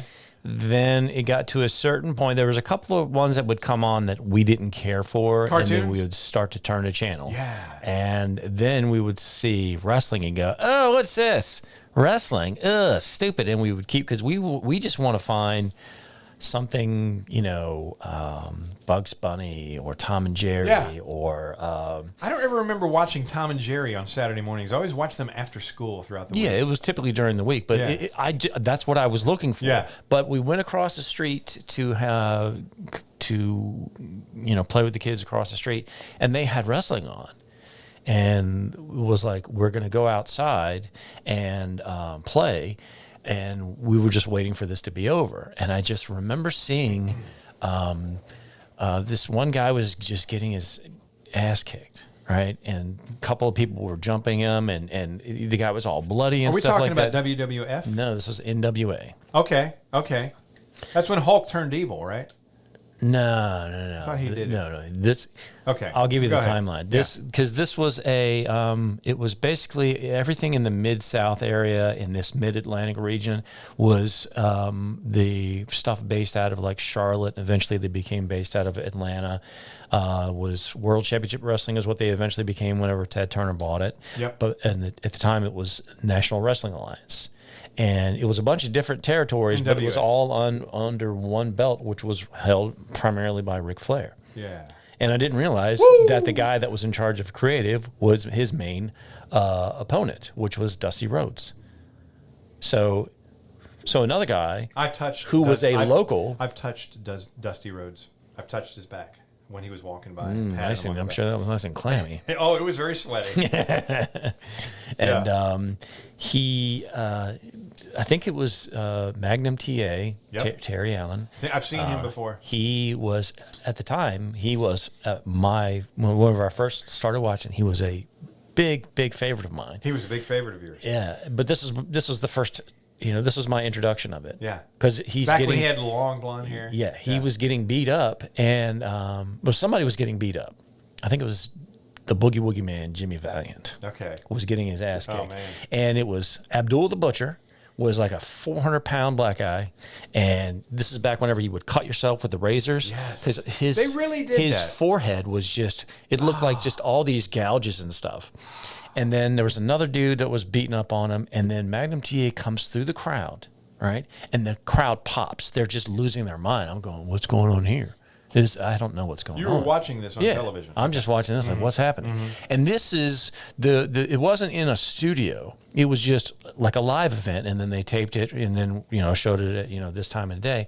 And he comes through the crowd, and everybody's just losing their mind. This dude comes in, and he's, 6'2", 6'3", and he's 250, because that's, as big as those guys were at the time. And he was just super muscular and everything like that. And he walks in the ring, and then he starts beating up the, Abdullah Butcher, and he picks him up and body slams him. And that, I was hooked. Yeah. I was like, what happened? Yeah. How did he do that? And not realizing, the choreography and working together with your fellow performer and everything like that. So as a kid, this is real. Yeah, sure. Because my parents are sitting there like, that's fake, right? So they're not going along with the idea of the show. So they're just immediately trying to poo-poo something because you're in your head as a child seeing this, and the creativity and there are storylines, and you're just and the possibility and everything like that, and then it's good guy and bad guy and everything like that, and he cheated and he's grabbing the ropes, and you're just getting into it like a fucking mark. And I just remember that's whenever I just fell in love with it. Yeah. And seeing him pick what that year dude are we up, talking about here? 85. Oh yeah, Like summer of 85. I went to. They had wrestling at the Hampton Coliseum back then. I'm probably gonna retell this story when our wrestlers are here. But Yeah. and I just remember, I want to say Wahoo McDaniel may have been there. Yeah. Dusty Rhodes, Magnum TA, and I remember patting Dusty Rhodes on the as he was walking by, and I was so enthusiastic and so having so much fun. They had these folding chairs that we were sitting in, and so I decided to stand up in my folding chair, where I continued to jump up and down, and I fell right through. Fortunately, I wasn't hurt too bad, but I was more embarrassed than anything. Yeah, it's just a shame. But yeah, it was a lot of fun for me back then, you know. And then more recently, about 3 or 4 months ago, I went to Monday Night Raw. Yeah. What's the latest called? Is it W? It's WWE. WWE Monday Night Raw, and I don't remember any of the wrestlers that were there. They weren't. It wasn't like The Rock or Rock's been out of it for a while. John Cena wasn't there, but there were whoever the hottest people are. Like there's this one goth chick. Do you know her? Do you follow it now? Oh yeah. What's the one goth chick? She's kind of attractive. She has very short, jet black hair. She wears She wears a black suit. Do you know her name? Ruby Riott? Might be. She's in a different company now, but at the time she was 3 or called. 4 months ago. At the time she was. Anyway, she was there and she was very hot. Now she's Ruby Soho, but back in the WWE she was Ruby Riott. Because that's the thing is that once you're with WWE, you can't go by that name unless that's your name. The Rock worked out something to where they still call him The Rock. Yeah, because pretty much everybody knows him as Dwayne Johnson. But I think, true. Do you watch The Young Rock? Have you watched it? I have seen a couple episodes. I thought they were kind of enjoyable. Yeah, but I know that they canceled it. Did they? Yeah. Did they? It's been canceled, yeah. Well, how many seasons did it end up going? 2? I'm not sure. Well, shoot, I didn't know that. Because there's another show that I liked on HBO called Game Theory. A guy named Bomani Jones. Don't know that one. And he's just a talk show. He's just a sports talking head, and he's like Latardo. No. He used to work with Levitard, but Levitard, yeah. He's a very smart, coming from a different place. Yeah. His parents are both like professors, so he's a thinker. Yeah. He's not just somebody who just says stupid shit.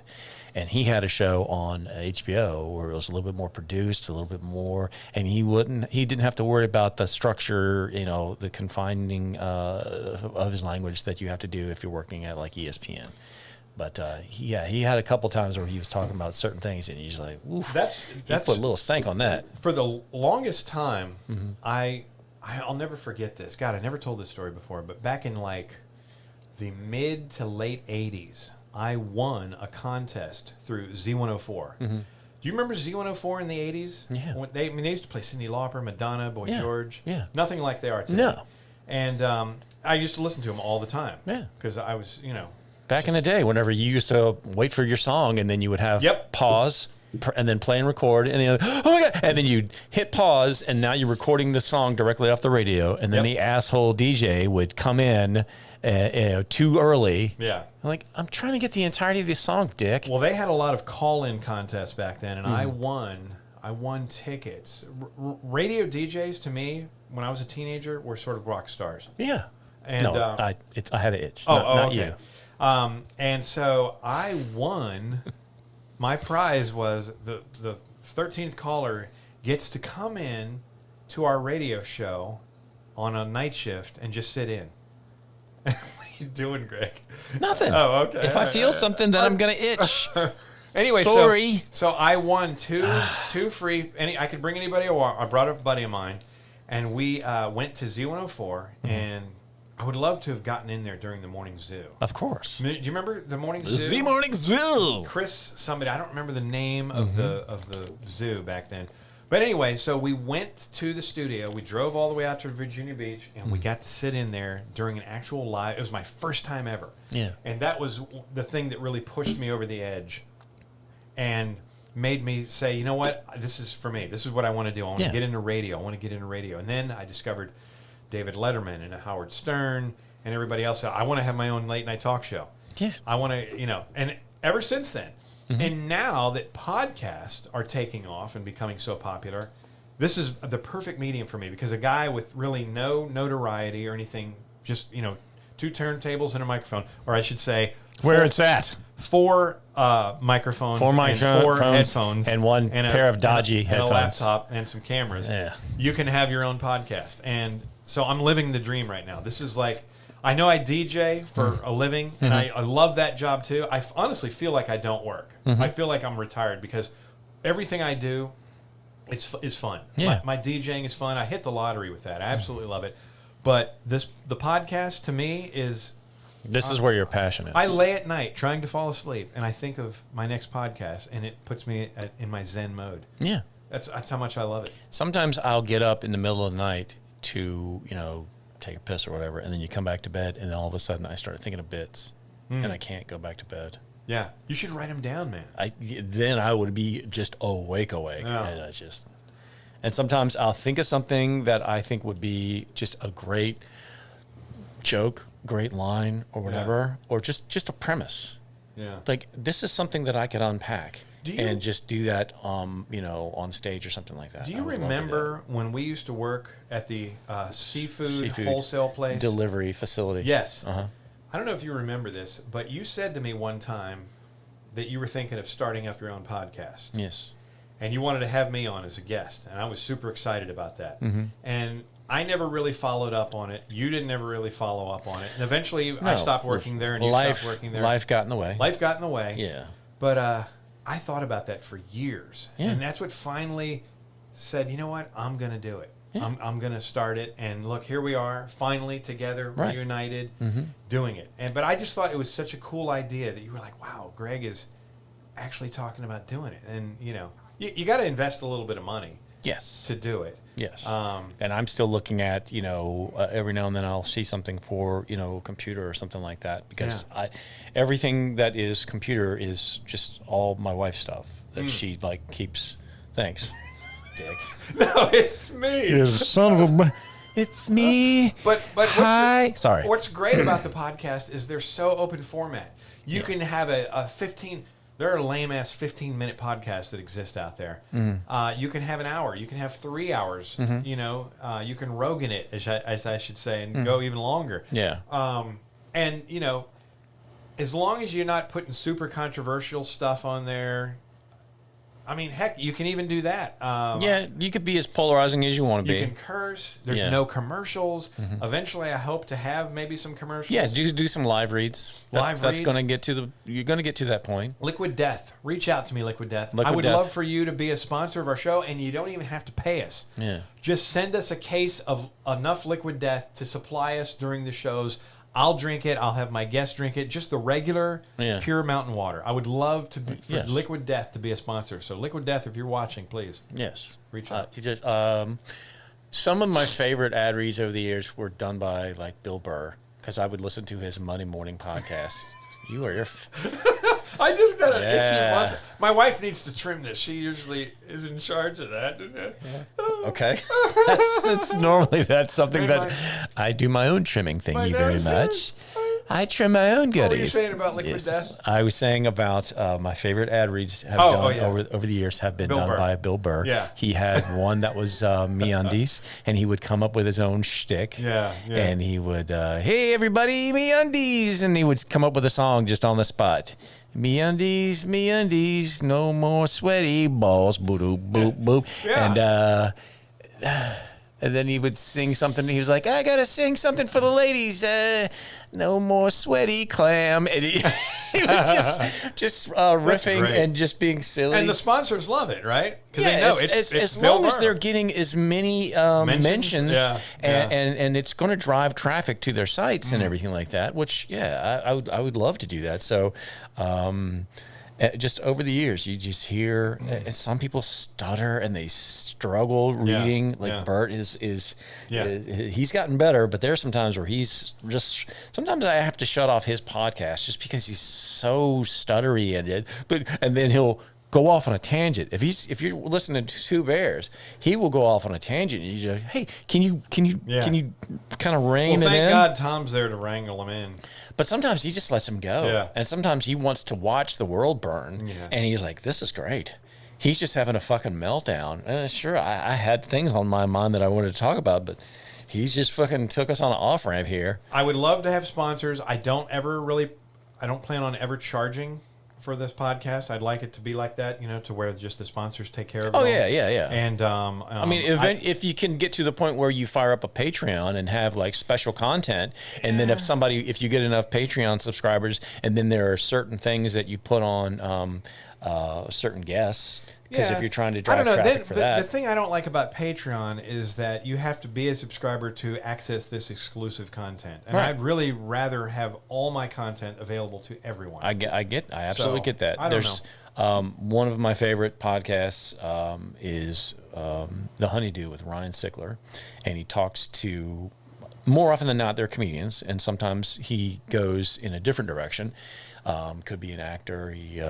What's the girl's name that was on Full House? Which the Olsen twins? Not the Olsen twins, and not Candace Cameron Bure, but Jodie Sweetin. She was on there, and she was so funny. Was she the goofy neighbor girl? No, she was the younger sister. Oh, okay, yeah. She didn't go the Kimmy Gibbler. That's who you're thinking of. She was Kimmy. It was Jodie Sweetin was the something Tanner. She was the younger sister. Yeah, she didn't go the super Christian route like Candace did. No, okay. And she's really funny. And there's some times where you hear somebody and you go, "Oh, you've been through some stuff." You've heard her on your favorite podcast? On that Honeydew podcast. Is she a co-host or just was a guest? No. She was just a guest. What's she up to these days? I think she's got her own podcast. I think she's done like some other things. Everybody has their own podcast. I swear to God. Jamie Lynn Sigler and the dude that was her brother in The Sopranos. They've got their own together. I saw them incorporated with your mom's house. somehow. Because they're in there. They're giving away an autographed copy of The Sopranos. I saw that. Yeah, recently. they're under their umbrella. Yeah, they're under your mom's house umbrella. Mm-hmm. Okay. Yeah, they've got several people under. They've got. What do they? They just talk about Sopranos stuff. Just talk about whatever. Because I think that the dude that played Bobby Bacala on The Sopranos, and Christopher Moltisanti, I think they might have their own podcast too, and it's like called Talking Sopranos or something like that. Right. There are some people that do show-centric things. Right. Like whenever they had Breaking Bad, or they would have Talking Dead would be the Walking, because I never got into Walking Dead. That was hosted by Chris. The guy from At Midnight? The guy who hosts the Nerdist podcast. Right. He was also in House of the Thousand Corpses with Rainn Wilson. Chris, what's his last name? Do you know? Oh, you were looking for me to finish your thought. Yeah, Chris. Hardwick. Yes. Because I used to listen to the Nerdist all the time back in the day. Because I got into, he was the reason why I got on the Twitter and started doing, because they would play #wars, and you would have a hashtag game. And that was, I was huge into that, because people still do that to this day. Is they'll have, somebody had their own, it's called #Roundup, which is its own app. And it's based on these different, like, at this time, I'm going to have my own hashtag game. And it's, okay, well, this week it's this. And again, one of my biggest tweets I ever put out was playing a hashtag game where it was reasons I dumped Taylor Swift. And I remember you telling me. Yeah. So it was just being silly. And some people, again, somebody's going to ruin it by getting upset that you said something. And you go, all right, dude. It's fine if you don't get the joke. But, I used to love that show. And then occasionally some of the people that you would see in one of these hashtag games, their tweet would be featured And it was somebody that, depending on the person, that you would have interactions or be friendly with. You're like, it was almost like a it was almost like a semi-pro celebrity. You're like, oh, that's great for that person. Like, I'd love to get mine on there, but that's awesome that, this person got, the featured tweet and shown on national television and stuff. You're like, oh, that's awesome. You know what's funny is I did a TikTok video. Mm-hmm. And if you could pull up my Clover Street podcast TikTok page on your phone right now, and if you could scroll down, you can turn the volume off. If you could scroll down to the one, it's going to be one of the early ones of a cardboard Tom Cruise going up to the front door, and tell me how many views that has. And that is what sort of made the entire page explode, because you said Tom Cruise, Top Gun, cardboard cutouts in black and white. It should be on the right side, and just tell America how many views that one has. Okay. Yeah. Not that I'm reading my own press clippings or nothing. And then I have a real talk about that particular TikTok and why 3.7 million. 3.7 million. That has done something which, as today's kids call it, it's gone viral. Military recruiters, when they see a high school student with a 1.4 GPA. Right? Isn't that funny? Okay, so I actually have that Tom Cruise cutout at my house right now. And it was when the Top Gun movie came out. 539,000 likes. Yeah. When that movie came out, you see I have that cardboard cutout right there of Freddy Krueger. Yeah. When that movie, the Top Gun movie came out, they did a promotional tie-in with Applebee's. Mm-hmm. It's so quiet when the AC shuts off. Yeah. So I just went to Applebee's and, hey, when this promotion's over, can I have one of those Top Gun standees? Mm-hmm. And sure enough, they let me have one. I have it at home right now. It's still in great condition. Mm-hmm. And but here's the funny thing. I actually stole that short video. I didn't create that video. Even though I have that Tom Cruise stand-up in my house right now, I stole that. I screen captured it from somebody else's page, like I showed you how to do. Yeah. And I just posted it on my TikTok page. And that's the thing, is that it's just a matter of... I found the guy who originally posted it, and he's got maybe 1,000 views. It's such a crapshoot. And he came onto my page, and he said, that is literally my house. Why do you have so many million views of it? That's literally my meme or my video that I created. You reposted it and have 3.whatever million views. Your shit's gone viral. Why didn't that happen with me? And I was just like, tough break, brother. That's called the internet. Yeah. There's no explanation for the internet at all. So basically the joke is guys with a what point? Guys with a 1.4 GPA when military recruiters show up. And military recruiters, when they see that a guy has a 1.4 and it's GPA just Tom Cruise coming up to your door. Ding dong, hello. We're interested in you. Yeah. Hello. It's funny, but it's completely stolen. So there, I admitted to that. Mm-hmm. And then we still have, I think Rob Mackey might still be coming on the show to do a hunting themed podcast. So we got the wrestlers, we got the drag queen, we got hunting, and I think that's it for the immediate future. We're looking for guests, though. So if you're if you have an interesting line of work, if you're in the entertainment industry at all, if you're a comedian, a musician, or just do something wild and crazy, or you just have a bunch of great wild and crazy stories, and you're not camera shy and you're not microphone shy, we'd love to have you on. Reach out to us. If you have the ability to have a captive audience and just speak, and that's probably the most important thing. And I see that the number of people that know how to have just a regular conversation without just sounding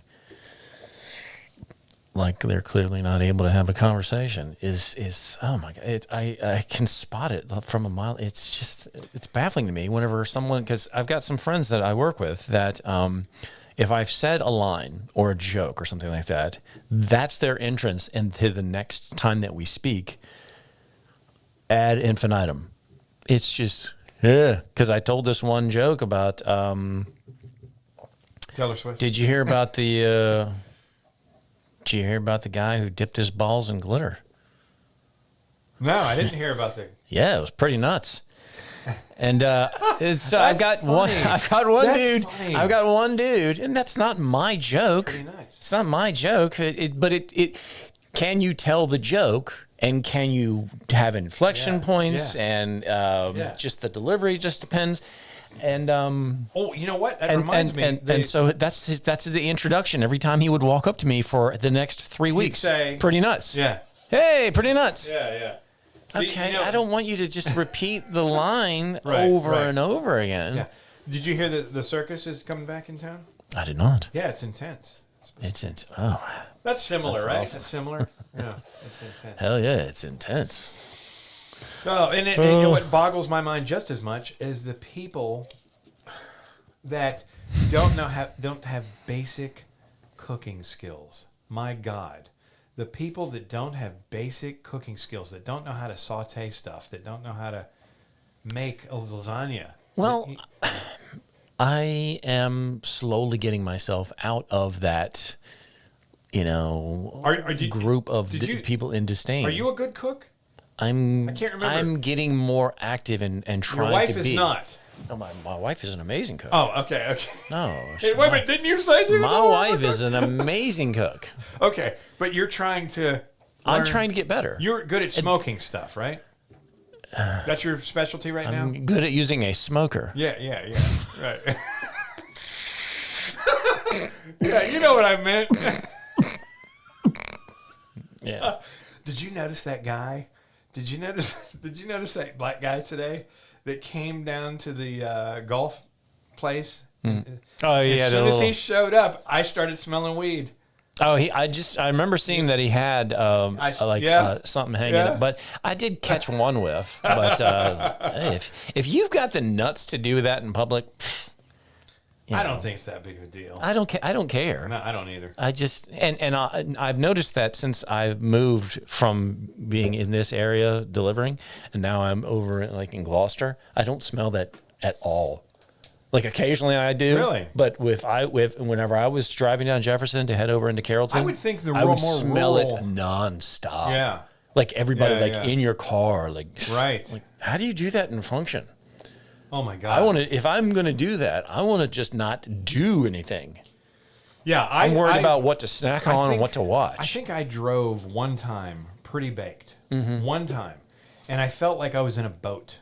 I did not feel like I was driving a car. I used every bit of my faculties to get home, Yeah. And it wasn't an enjoyable experience. We'll never do that again. If your mind is allowed to wander, because for that duration where I was basically every night I was on edibles. Yeah, hell yeah. That's a pretty big bong rip you took there, buddy. Whenever I was basically doing edibles almost every night to just get me to sleep. Whenever they would kick in, you're still able to do stuff, but if you let your mind wander, then you can the paranoia can really really flare up. But if you just okay, now it's time to just go downstairs and go get a snack, go get something, and then it's just a matter of. It's a completely different kind of high when you eat them as opposed to smoking them. Yeah, but for me, it's similar. The only thing that I didn't care for whenever I would smoke was that you would just get that burning. You just yeah. Plus, it would just perpetual. You're getting something. You're catching it on fire, and then you're breathing in the smoke from it. I don't care how medicinal the marijuana is. That is not a healthy move. I mean, the effects might help you out, which is great. I'm all for. But I would suggest anybody eat it if they want the healthier route. Yeah. I mean, I'm sure you've got different schools of thought. Sure. As far as, and you talking about edibles, I wrote down the cannabis. You familiar with the cannabis? Yes. You are? Yes. How do you know about them? I used to deliver to them. Did you? Yes. Okay. So the cannabis, shout out to the cannabis. They're our friends. They I think they're the only store in the city of Hampton that is allowed to sell medical marijuana. Yeah. You have to have a card. Yep. to get in there. I haven't been in there because I don't have a card because I don't partake. Yeah. But I wrote their name down because I think I would love to have a rep from there come on the show. Yeah. And just, God, answer every question. That's a good hour interview right there. Really? Yeah. So thank you for that thought right there. Certainly. Yeah. That's why I'm here, to just, evoke some new thoughts. Threw me a freaking bone. Threw me a freaking bone, people. You know what I just thought of too? Did you watch or listen to our most recent podcast that I did with the Demon? I saw that you would put a couple of clips, and I was watching a couple of those. Yeah. You got to listen. The full episode, It's no. It's good. It's really good. It's our best podcast yet. Okay. And it's up to 150 views on YouTube. Okay. And I was just funny. I didn't think about it until after he left, but the voice that the Demon has reminds me a lot of trying to pinpoint where's that accent from. Mm-hmm. And that, oh God, that's a huge hair. Sorry, honey. Anyway, I finally figured out where that accent, he's almost doing this accent, and it is, because that's, the actor that plays the Demon, that's not his real voice. He talks like me and you, believe it or not. Right. That accent, though, he sounds to me a lot like, oh, hello, Mrs. Doubtfire. Oh, I thought you were saying... Mrs. Doubtfire. No, who's the... I thought he sounded a lot like Mrs. Doubtfire. Who's the lady, the cooking Latrim, show? if you're watching this, I want you to know I think your accent sounds a lot like Mrs. Doubtfire. Who's the cooking show lady? Julia Child. Oh, hello. Yes, that is. I think when Robin Williams was being interviewed and he was trying to say where he came up with that voice, I think he may have used Julia Childs as one of his influences. Yeah. Yes. It sounded like God, it. did you ever watch her? Did you ever watch her back in the day? She was the original Gordon Ramsay, man. It was basically... She was great. Yeah. Oh, yeah. And she used to always drink, sometimes heavily. No, for real. Like you, and she was on PBS. Yeah. You could look this stuff up on YouTube, and she's, she a little bit in the chicken and a little bit for me, and she was so fun. I love Julia Child. She was the original. Mm. Oh God. Anyway, Greg, I want you to seriously try to make it here tomorrow. I would love to have you here if you can. If I can pull it off, yeah. Escape from your family, honey. 2 hours. Max. If you can. I'm just trying to maintain your a balls? respectable amount of a balance. Yeah, I understand. Because I'm already saying, hey, you're going to let me, because if it's just me playing golf, yeah, occasionally. Yeah. But Noah has a vested interest, and he loves it. I understand. He absolutely loves it, and he's playing on the high school team. Family man right here, ladies and gentlemen. He's playing on the high school team, and it's a big deal. The coach last year was like, wow, he's pretty good. Yeah, I remember. And it doesn't go every shot doesn't go where he wants it to go, and. Is your nose? Did you replace your nose with a clitoris? I think I need because you're dingling that thing a lot, like you're trying to find it. I think I need to trim the hairs in my nostrils. I believe that's what it is. Yeah. And I got a hawker, and I got to pee. Okay. You want to wrap this up? Okay. We've gone almost 2 hours. I think we've done a good job here. That'll work. I've got a hawker, and I got to pee. You got a hawker. I got a hot girl, and I've got. There's a buddy of mine to pee on who's saying that he wanted to open up a raw oyster bar and call it Loogies.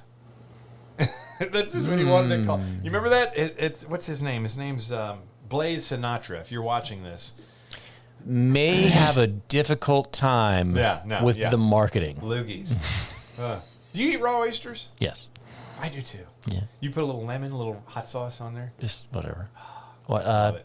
I remember having it the most recent time I had it. Someone had a big, giant sack of them, and they had their own little garnish that they put on it. It was I can't think of the terminology. Did you know that Steve-O has his own hot sauce? Dude. It's called Steve-O's Hot Sauce for Your Butt. Because that's basically where it's going to burn. Yeah. Part 2. Yep. And a buddy of mine up in Williamsburg actually ordered a bottle of this stuff, and I tried it. It's pretty hot. I think it's made with like some sort of little ghost peppers or something. So it's good stuff. Carolina Reaper peppers. Yeah, I remember the first time I was in the Navy and somebody had some hot sauce, and some of it was on my finger, and I had to touch just right above my eyelid, and I was like, ah, yeah. So yeah, my dad was actually growing ghost peppers in his backyard, and he gave me a bunch of them. And what I did, I took them home, and I cut them all in half. I took the stem out. I cut them all in half, and I think I removed the seeds, which I don't know if you're supposed to do that or not. I know that if you remove, I learned this recently, that if you remove the seeds from jalapenos, they're not spicy anymore, and they're lame. They're lame. I didn't realize that. Yeah. Anyway, it's going to have its own level of spice, but the amount of capsaicin or capsicum or whatever is in the seeds. But so what I did, I cut them all in half. I removed the seeds, and then I put them in my dehydrator. I have a pretty nice dehydrator.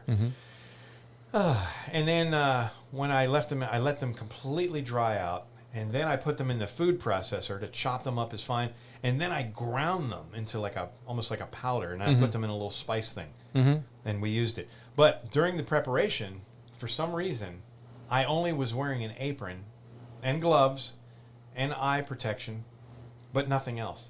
I had no pants, no underwear, no shirt. Yeah. It's like I was making, it's like I was in a meth lab or something. Hubba. And I, at some point, touched my wiener. I touched the head of my wiener, and with no gloves and oh my God, some hot pepper, and it was on fire for a good 12 to 24 hours. Yeah. Yeah. Now you won't make gonorrhea jokes anymore. How about that? Yeah. It was not pleasant at all. So if you're out there dealing with hot peppers, play it safe. All right, ladies and gentlemen, I want to thank you once again for enjoying the Clover Street podcast. We're always glad when you stop by. Please follow us on YouTube. Listen to us on Spotify and Apple Podcasts. Greg, do you have anything you want to plug? Just my TikTok and my Instagram. Just tree to stand up and tree 13 with underscores after each letter.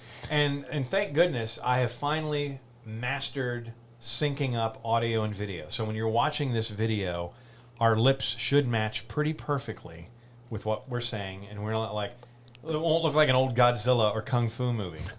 What a fight! Yeah. And I want to say thank you for the amount of effort that you put into what you have to do in the post in post production. You're doing so much of this stuff, and I'm want to let you know that I appreciate that. What can we look at your phone when we get off the air and we clear up some space so you can start creating those short clips again? Yeah, sure. Yeah, I'd like to do that. Okay, thanks everybody. Thank you very much. We'll see you next time. Bye, you guys.